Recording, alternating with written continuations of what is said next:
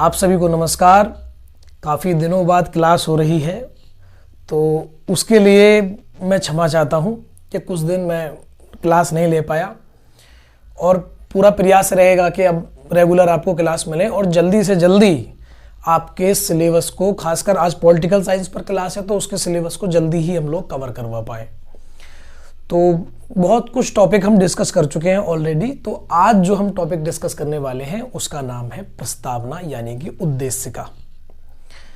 पिछले लेक्चर्स में मैंने आपको बताया होगा कि जब जवाहरलाल नेहरू का उद्देश्य प्रस्ताव आया था, उसके बाद में मुख्यतः हमारा संविधान बनना शुरू हुआ है।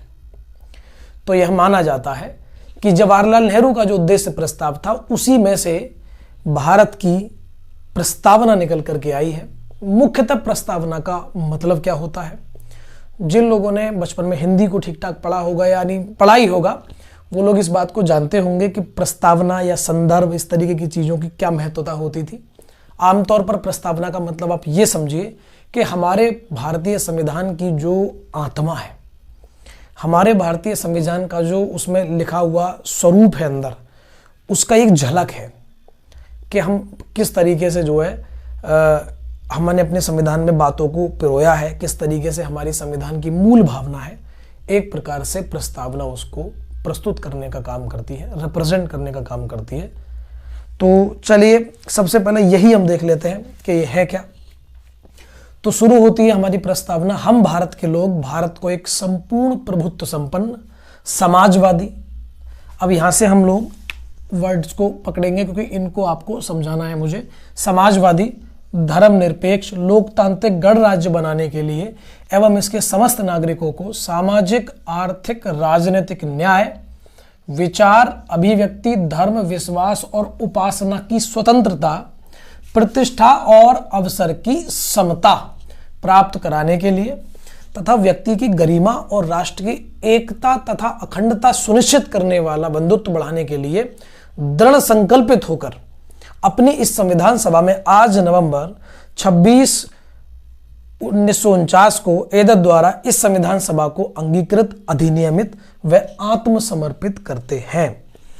तो सबसे पहली बात तो यह है कि जो भी आपके एग्जाम आने वाले हैं, एसएससी जीडी का आने वाला है, दिल्ली पुलिस कांस्टेबल की वैकेंसी 2000 के 2023 में ओपन हो जाएंगी।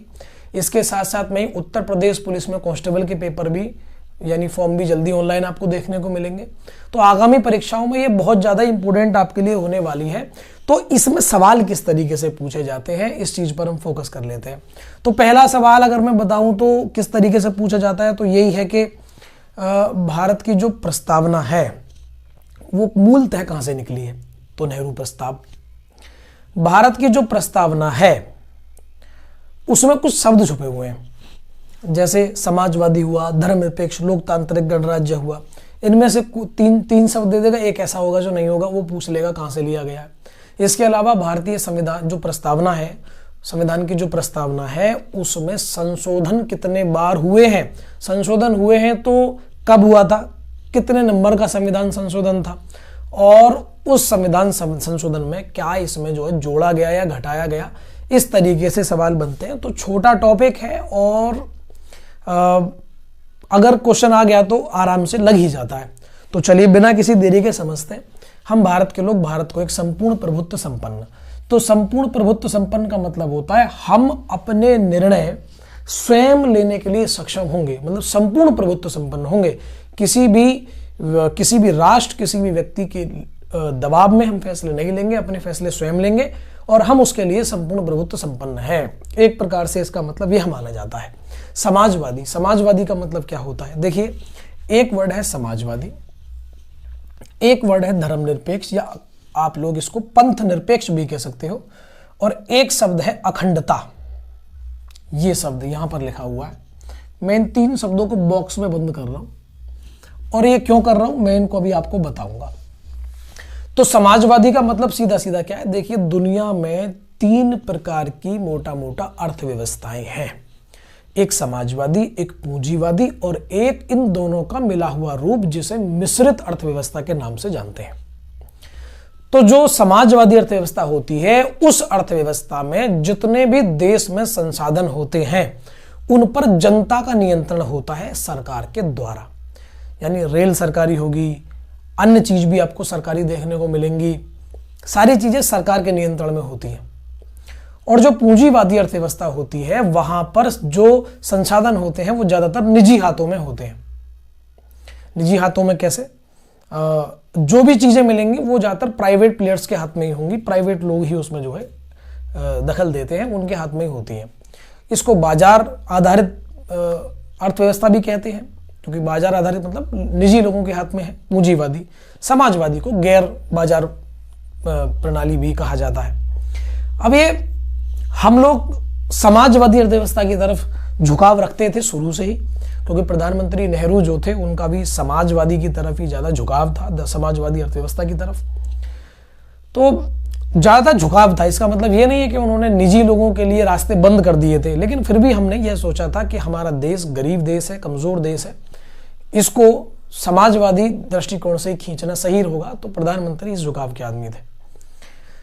तो उसके बाद में एक शब्द आता है धर्मनिरपेक्ष, कुछ इसको पंथ निरपेक्ष भी कहते हैं। तो इसका सीधा सीधा मतलब है राज्य धर्म से तटस्थ रहेगा। ये हमारे संविधान में इसकी व्याख्या भी है। अभी मैं जब मूल कर्तव्य आपको पढ़ाऊंगा तो वहां पर आपको ये बात देखने को भी मिलेगी। उसके बाद में लोकतांत्रिक गणराज्य। लोकतंत्र भी दो प्रकार का होता है, एक राजतंत्रमक, एक गणतंत्रमक लोकतंत्र। तो हम कौन से की बात कर रहे हैं? लोकतांत्रिक गणराज्य। इसका भी सीधा सीधा मतलब ये हो जाता है कि लोकतंत्र जैसे ब्रिटेन है, वहां पर भी डेमोक्रेसी है, लेकिन वहां के जो राज्य है, जो वहां का राज्य का मतलब जो देश है वहां का, उसका प्रमुख कौन है? तो उसका प्रमुख राजा या रानी यानी क्राउन है। लेकिन फिर भी डेमोक्रेसी है, प्राइम मिनिस्टर तो चुने जाते हैं। इस समय ऋषि सुनक वहां के प्राइम मिनिस्टर बने हैं। तो ये जो लोकतंत्र भी है, राज्य का प्रमुख जो है एक क्राउन भी है, इस चीज को बोलते हैं राजतंत्रमक लोकतंत्र। यानी डेमोक्रेसी तो होगी, लेकिन उस देश के अंदर जो मुखिया होगा वह या प्रथम नागरिक होगा वह एक क्राउन होगा। जबकि भारत में जो प्रथम नागरिक होगा, जो हमारे देश का प्रमुख है, एकता अखंडता का प्रतीक है, वह भारत के राष्ट्रपति हैं। और भारत के राष्ट्रपति को जनता के द्वारा ही अप्रत्यक्ष रूप से चुना जाता है। तो आप समझ सकते हैं, इसी चीज को बोलते हैं हम लोग लोकतांत्रिक गणराज्य। बनाने के लिए इसके समस्त नागरिकों को, देखिए यहां पर 3 प्रकार के न्याय की व्यवस्था है। कौन कौन से? सामाजिक, आर्थिक और राजनीतिक न्याय। 3 प्रकार के न्याय, 5 प्रकार की स्वतंत्रता और 2 प्रकार के अवसर। ये गिनती आपको याद रखनी है। सामाजिक, आर्थिक, राजनीतिक न्याय 3 प्रकार का। 5 प्रकार की आपको मिलेगी स्वतंत्रता। कौन कौन सी? विचार, अभिव्यक्ति, धर्म, विश्वास एवं उपासना की स्वतंत्रता। 2 प्रकार की समता की बात की गई है, प्रतिष्ठा और अवसर की समता। प्रतिष्ठा और अवसर की समता। अब मैं आपको बता देता हूं इसमें संशोधन कैसे हुए हैं।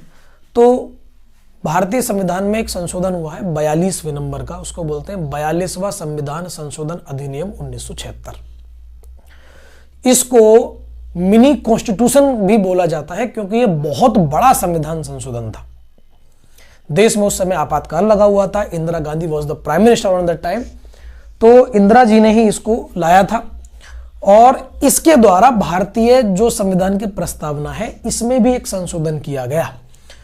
ठीक है, मैं यहां लिखता हूं 42वां संविधान संशोधन अधिनियम 1976। इसके द्वारा भारत की जो संविधान की प्रस्तावना है उसमें 3 शब्द जोड़े गए। एक समाजवादी, जो मैंने बॉक्स में बंद कर रखा है, दूसरा धर्मनिरपेक्ष या पंथ निरपेक्ष, और तीसरा अखंडता। 3 शब्दों को हमने इसमें समाहित करने का काम किया। इसके अलावा अभी तक इसमें कोई संशोधन नहीं हुआ है।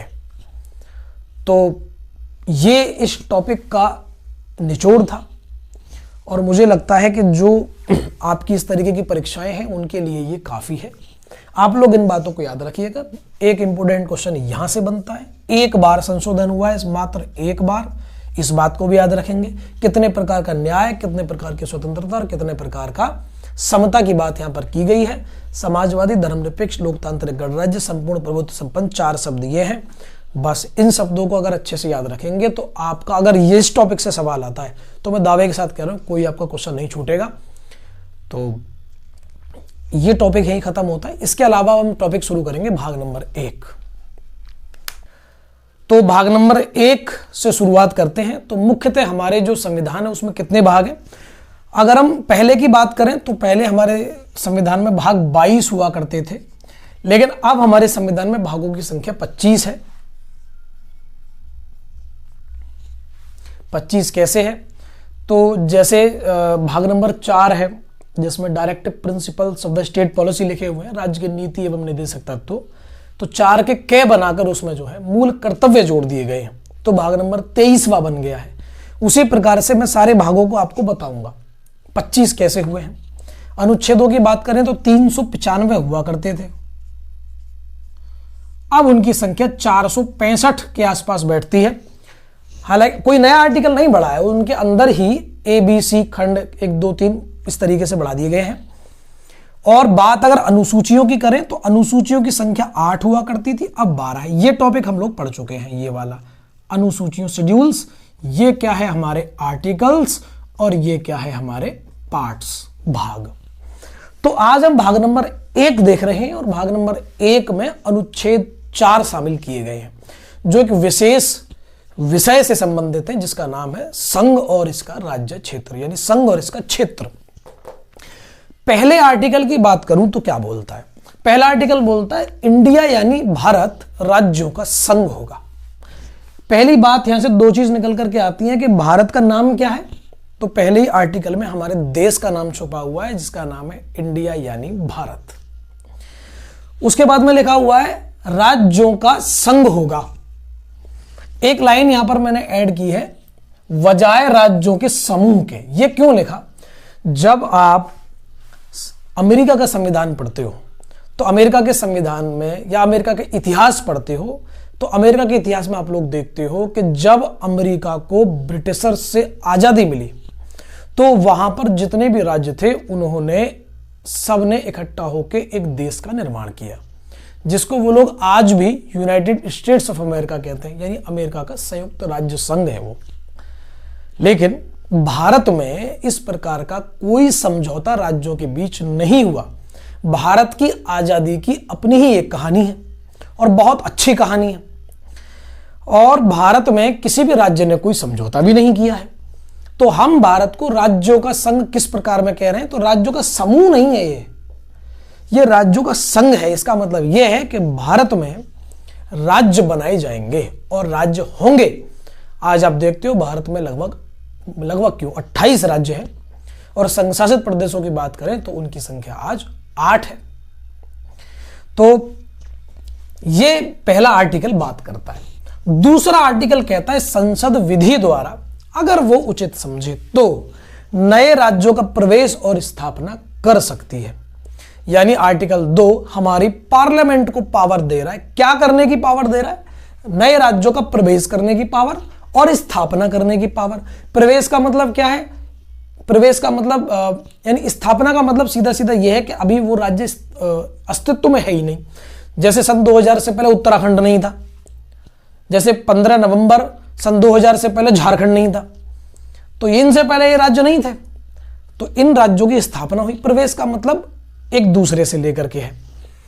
आर्टिकल 3 क्या बात कर रहा है? आर्टिकल 3 कह रहा है किसी राज्य के क्षेत्र में बढ़ोतरी या घटोतरी की जा सकती है, उसकी सीमाओं में परिवर्तन किया जा सकता है, उसके नाम में परिवर्तन किया जा सकता है। ये काम किए जा सकते हैं। ये अनुच्छेद 3 में लिखा हुआ है। और ये जो आर्टिकल 3 है ये किससे संबंध, ये इसका प्रोसीजर अगर मैं आपको समझाऊं तो समझ लीजिए छोटा सा ही है कि राष्ट्रपति इसमें महत्वपूर्ण रोल निभाते हैं इस प्रक्रिया में। यानी जब भी मामला संसद में जाएगा तो उससे पहले राष्ट्रपति की पूर्व मंजूरी लेनी पड़ेगी, और राष्ट्रपति साहब संबंधित विधानमंडल को, यानी अगर मान लीजिए उत्तर प्रदेश का नाम बदल रहे हैं तो उत्तर प्रदेश की जो विधानसभा है, जो विधानमंडल है वहां का, उसके पास में जाएंगे और उसकी राय एक बार को जानी जाएगी। उनकी जो सलाह है वो एक बार को जानी जाएगी। हालांकि राष्ट्रपति इसको मानने के लिए कतई भी बाध्य नहीं है। लेकिन फिर भी एक बार वो पूछते हैं। और भारतीय संविधान में कुछ परंपराएं भी हैं, संविधान में ना कह कहूं मैं उसे, भारतीय राजनीति में कुछ परंपराएं हैं। परंपराएं जैसे कि डॉक्टर राजेंद्र प्रसाद 2 बार जब राष्ट्रपति रह लिए थे तो एक मांग उठने लगी कि भाई जैसे अमेरिका में एक नियम है 2 बार से ज़्यादा कोई राष्ट्रपति नहीं रह सकता, तो भारत में भी ऐसा ही शुरू कर दें। लेकिन डॉक्टर राजेंद्र प्रसाद ने कहा कि इसकी कोई आवश्यकता नहीं है, मतलब उन्होंने ऐसे ही उनके बात में मतलब आ गया होगा उनके सुनने में, तो उन्होंने स्वयं ही एक बात सोची कि इस प्रकार का कोई नियम हम ना लाएं तो ज़्यादा अच्छा है। एक परंपरा का निर्माण कर लेते हैं कि अगर कोई व्यक्ति स्वतः ही 2 बार रह लिया है तो वो स्वतः ही जो है राष्ट्रपति पद को अब ना लेने की काम करे। तो कुछ परंपराएं हैं, जैसे एक परंपरा हमारे यहाँ बनी कि लोकसभा में अध्यक्ष सत्ता दल का हो ही जाता है, लेकिन जो उसका उपाध्यक्ष हो वो विपक्ष की पार्टी का हो, ये परंपरा है। तो उसी प्रकार से कुछ परंपराएं बन जाती हैं कि एक बार राज्यों जो बोलेंगे उनकी ही मानी जाए, ज्यादातर ये प्रयास किया जाता है। लेकिन राष्ट्रपति ध्यान रखिएगा मानने के लिए जरा भी बाध्य नहीं है, पार्लियामेंट ही कर सकती है, ये सारा काम भी पार्लियामेंट करेगी, भारत की संसद करेगी। अनुच्छेद 4 जो है वो सिंपल बात कहता है कि जो भी काम अनुच्छेद 2 या 3 के तहत हो रहा है, इसके तहत हो रहा है या इसके तहत हो रहा है, यह संविधान संशोधन नहीं माने जाएंगे। संविधान संशोधन लिखे हुए 368 में भाग नंबर जो 368 है उसके माध्यम से संविधान में संशोधन किए जाते हैं। और अब संशोधन जो किए जाते हैं उसकी एक प्रक्रिया है, उस भाग को भी हम देखने का काम करेंगे। लेकिन अनुच्छेद 4 सिर्फ इतना कह रहा है कि अनुच्छेद 2 और 3 से जो भी परिवर्तन हुए हैं वह संविधान में संशोधन नहीं माने जाएंगे, अनुच्छेद 368 के तहत नहीं माने जाएंगे। उसके साथ साथ में एक महत्वपूर्ण जानकारी है जो मुझे आपको इसके संबंध में देनी चाहिए, क्योंकि परीक्षा के लिहाज से बहुत महत्वपूर्ण बनती है। क्या है जी? एक बात तो यह है कि 1948 के जून में एक हमें कमेटी बनानी पड़ी थी। वो आयोग बनाना जो पड़ा, हमें क्यों बनाना पड़ा? अगर आप थोड़ा आधुनिक इतिहास की तरफ देखेंगे, 1929 का जो हमारा अधिवेशन हुआ था उसमें एक प्रस्ताव भी पास हुआ था, नेहरू प्रस्ताव के नाम से जाना जाता है, और उसमें भाषाई आधार पर राज्य बनाने की बात कही गई थी। भारत में भाषा एक महत्वपूर्ण व्यवस्था है, क्योंकि भारत हमारा इतना बड़ा है, इतनी डाइवर्सिटी है भारत में, विविधताएं हैं, इतनी प्रकार की भाषाएं बोली जाती हैं, तो व्यक्ति भाषा नहीं छोड़ सकता। हमारे यहाँ जब आप लोग एक चीज देखिए, हमारा एक पड़ोसी देश है पाकिस्तान, और उसका एक अंग हमने बांग्लादेश जो है वो उसका अंग हुआ करता था। जब पाकिस्तान ने उस पर भाषा थोपनी चाहिए तो अंत में यह हुआ कि उस देश के 2 टुकड़े हो गए। तो भाषा से एक अथकी प्रेम लोगों का होता है। दक्षिण भारत के खासकर राज्य जो है भाषा के आधार पर राज्य बनाने की मांग कर रहे थे, और यह मांग ठीक ठाक चल रही थी। तो इस मांग को मद्देनजर रखते हुए 1948 के जून में एक धर आयोग बनाया गया, एस.के. धर की अध्यक्षता में। इसका काम क्या था जी? इसका काम यह था कि आपको यह देखना है कि भाषाई आधार पर राज्य बनाए जाने चाहिए या नहीं चाहिए। इन्होंने अपनी रिपोर्ट में यह प्रस्तुत किया, दिसंबर में इनकी रिपोर्ट आई 6 महीने बाद, और इस रिपोर्ट में यह बताया कि भाषा के आधार पर राज्य नहीं बनाए जाने चाहिए। और आपने कहावत सुनी होगी कि दूध का जला छाया को भी फूंक फूंक के पीता है। क्यों? 1947 में हमारे देश का बंटवारा हुआ है, वैसे ही हमारा देश संप्रदाय की आग से झुलक रहा था, संप्रदायवाद की आग से झुलक रहा था। अब एक नए प्रकार का हम लोग डिवीजन नहीं पैदा कर सकते थे, उतनी हिम्मत किसी में नहीं थी। धर आयोग ने भी यही सुझाया कि ऐसा ना हो कि ये फिर एक संप्रदायवाद की भाषा के आधार पर एक नए प्रकार की लड़ाई शुरू हो जाए। ये रिपोर्ट आई, ये रिपोर्ट नामंजूर थी हड़ताल और आंदोलन करने वाले लोगों के लिए। तो इसके बाद में एक समिति बनी, JVP समिति। जे से जवाहरलाल नेहरू उस समिति के मेंबर थे, वी से वल्लभ भाई पटेल साहब उस समिति के मेंबर थे, और पी से पट्टाभी सीतारमैया।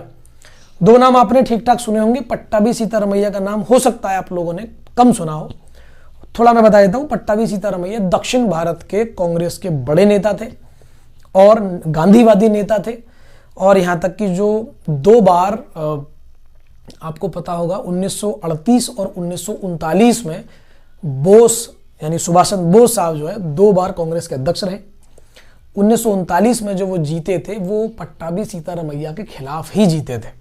कांग्रेस कहते हैं जो गांधी के खिलाफ जीते थे, गांधी ने जो समर्थन दिया था वो पट्टाभी सीतारामैया को दिया था, लेकिन जो बॉस थे वो फिर भी जीत गए थे।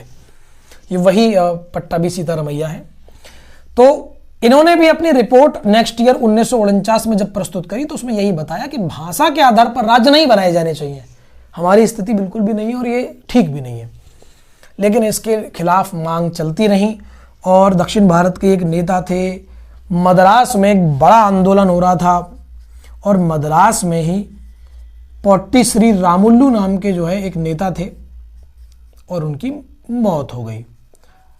पोट्टी श्री रामुलु 56 दिन की भूख हड़ताल के बाद में इनकी मृत्यु हुई और हमें फिर मजबूरन तेलुगु भाषी लोगों के लिए एक राज्य बनाने की मांग को स्वीकार करना पड़ा। आंध्र प्रदेश जो है 1 अक्टूबर 1953 को पहला देश का भाषाई आधार पर बनने वाला राज्य बना तेलुगु भाषी लोगों के लिए। ठीक है, मैं याद लिख देता हूं, आंध्र प्रदेश।